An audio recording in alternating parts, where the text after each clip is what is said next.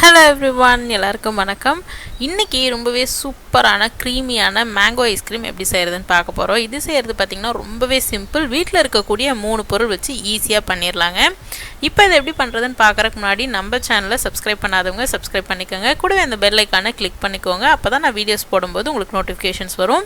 இப்போ எப்படி செய்கிறதுன்னு பார்க்கலாம் வாங்க. 1/4 கப் அளவுக்கு பால் எடுத்துக்கோங்க. அதில் 1 டேபிள் ஸ்பூன் அளவுக்கு கார்ன்ஃப்ளவர் ஆட் பண்ணி நல்லா கலந்து விட்டுருக்கேன். கார்ன்ஃப்ளவர் ஆட் பண்ணதும் கட்டிகள் வரும். அதை நல்லா கலந்து விட்டுட்டு ஓரமாக வச்சிடலாம். இப்போ ஒரு கடாயில் 2 கப் அளவுக்கு, அதாவது 1/2 லிட்டர் அளவுக்கு ஃபுல் க்ரீம் மில்க் எடுத்துக்கலாம். இப்போ இதை நம்ம நல்லா பாயில் பண்ணணும். நல்லா க்ரீமி டெக்ஸ்சர் வரணும். அது வரைக்கும் நல்லா நம்ம பாயில் பண்ணி எடுக்கணும்.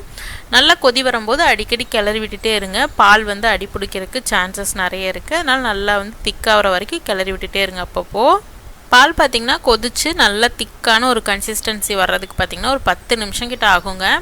மீடியம் டு ஹை ஃப்ளேமில் வச்சு இந்த மாதிரி நல்லா கொதி விட்டு நல்லா திக்காகிற வரைக்கும் நம்ம மிக்ஸ் பண்ணி எடுத்துக்கலாம். நம்ம அடிக்கடி கிளறி விடும்போது அடி பிடிக்காது. அதுக்காக தான் இன்றைக்கி நான்ஸ்டிக் பாத்திரம் தான் வச்சுருக்கேன். அடி பிடிக்காது. இருந்தாலும் நம்ம சேஃப்டிக்கு நல்லா கிளறி விட்டுட்டே இருக்கலாம்.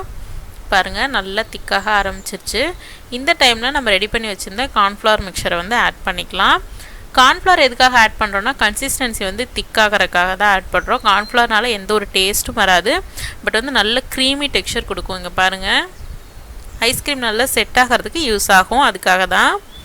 அடுத்து பார்த்திங்கன்னா ஹோம்மேடு கண்டென்ஸ்டு மில்க் சேர்த்துக்கலாம். 1/2 கப் அளவுக்கு. உங்களுக்கு இன்னும் கூட கொஞ்சம் ஸ்வீட்னஸ் வேணும்னா இன்னும் கொஞ்சம் சேர்த்துக்கலாம். இது பார்த்திங்கன்னா வீட்டில் செஞ்சது தாங்க. இது எப்படி செய்கிறதுன்னு நான் ஆல்ரெடி வீடியோஸ் போஸ்ட் பண்ணியிருக்கேன். அதோட லிங்க் கூட நான் டிஸ்கிரிப்ஷனில் கொடுக்குறேன். வேணும்னா செக் பண்ணிக்கோங்க. அவ்வளோதான், நல்லா திக்காயிடுச்சு பாருங்கள். இப்போ அதை நல்லா ஆற விட்டுறலாம். ஆறுனதுக்கப்புறமா பிளெண்டருக்கு மாற்றி நம்ம அரைச்சி எடுத்துக்கலாம்.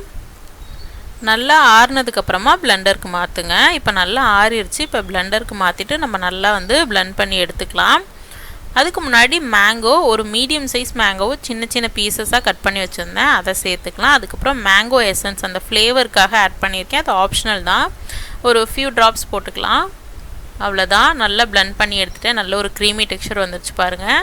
இப்போ அதை ஒரு ஏர்டைட் கண்டெய்னரில் நம்ம ஆட் பண்ணிக்கலாம். ஆட் பண்ணிவிட்டு இதை ரெஃப்ரிஜரேட் பண்ணிடலாம். ஒரு 2 மணி நேரத்துக்கிட்ட ஃப்ரிட்ஜில் வச்சு எடுங்க. வச்சுட்டு மறுபடியும் நம்ம செகண்ட் பீட்டிங் பண்ணணும். நம்ம பீட் பண்ணாமையே மேங்கோவை அரைச்சி இதில் நம்ம பாலில் கலந்து கூட நம்ம செய்யலாம். அப்படி பண்ணும்போது அந்த அளவுக்கு க்ரீமியாக இருக்காதுங்க.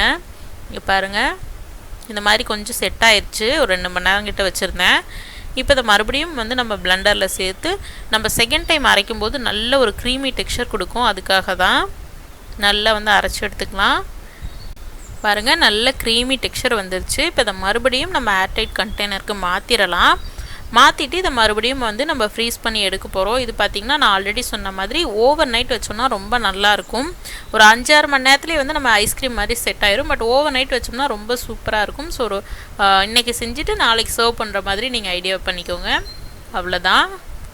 இப்போ அதை நம்ம சர்வ் பண்ணிடலாம். நார்மலாக ஒரு ஸ்கூப் வச்சு நான் சர்வ் பண்ணுறேன். ஸ்கூப் இல்லைன்னா நார்மலாக ஒரு கரண்டி கூட வச்சு, குழம்பு கரண்டி இருக்கும் இல்லையா, அதில் கூட நீங்கள் அழகாக எடுத்துடலாம். இப்போ பாருங்கள், பர்ஃபெக்டாக வந்திருக்கு. இதில் நான் ஒரு மிஸ்டேக் பண்ணிட்டேன். என்னென்னா, நான் பர்ஃபெக்டாக வந்துருச்சான்னு ஓப்பன் பண்ணி பார்த்துட்டு மூடாமல் விட்டுட்டேன். ஸோ மேலே கிறிஸ்டல்ஸ் ஃபார்ம் ஆயிடுச்சு. ஃப்ரீசரில் இருக்கும்போது நம்ம க்ளோஸ் பண்ணால் வச்சோம்னா கிறிஸ்டல்ஸ் ஃபார்ம் ஆகும். ஸோ அந்த மிஸ்டேக்கை நீங்கள் பண்ணாதீங்க. கரெக்டாக க்ளோஸ் பண்ணிட்டீங்க அப்படின்னா ரொம்ப க்ரீமியாக சூப்பராக இருக்கும். கடையில் வாங்கின மாதிரியே இருக்கும். வீட்டில் செஞ்சதுன்னு சொன்னால் யாருமே நம்ப மாட்டாங்க. அந்த அளவுக்கு க்ரீமியாக இருக்கும். உங்களுக்கு பார்க்கும்போதே தெரியும் எவ்வளோ சூப்பராக வந்திருக்குன்னு. ஸோ அவ்வளோதான், இன்றைக்கி வீடியோ நம்ம இதோட முடிச்சுக்கலாம். உங்கள் எல்லாரையும் இன்னொரு இன்ட்ரெஸ்டிங்கான வீடியோவில் சந்திக்கிறேன். அதுக்கு முன்னாடி இந்த வீடியோ உங்களுக்கு பிடிச்சிருந்ததுன்னா மறக்காமல் லைக் பண்ணி ஷேர் பண்ணுங்கள். கூடவே இந்த சப்ஸ்கிரைப் பெல்லையும் மறக்காமல் கிளிக் பண்ணிடுங்க. உங்கள் எல்லாரையும் இன்னொரு இன்ட்ரெஸ்டிங்கான வீடியோவில் சந்திக்கிறேன். Until then, bye bye. Take care my dear friends. Bye bye.